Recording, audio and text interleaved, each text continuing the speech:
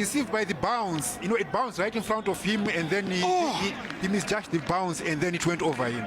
As player, let's see what happened there. As we see again the effort by Mafunga from 25 meters out. You can see the bounce. There it comes. It deceived Sibanda. 1-0.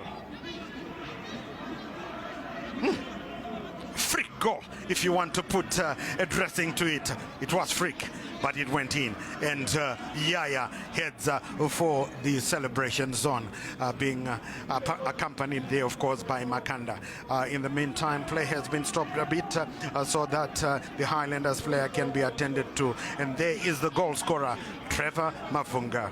Well, what's quite enterprising for by his teammates. That's God knows Morira. Here come Highlanders now.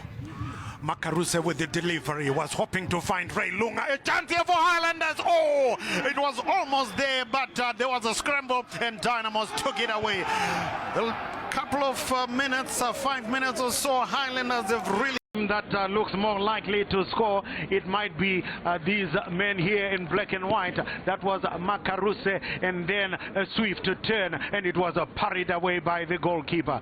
That was Keith Mafunga with a sighted goal. The layoff was brilliant, but I think the cutaway there, this Jaure, I don't think there was anything in that.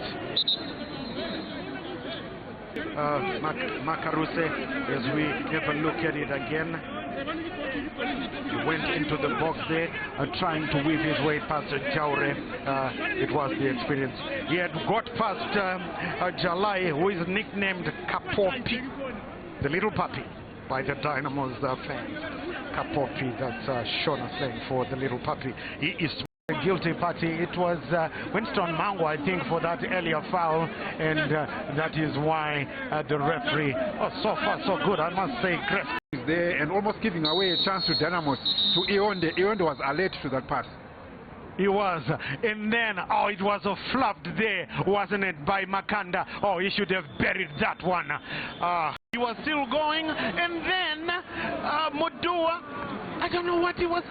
Oh, there was lack of communication between the two. Oh, my word. 2-0. Lack of communication between the goalkeeper and Peter Mdua there. The goalkeeper actually ventured in to try and catch the ball, but he didn't realize that Peter Mdua was actually laying a back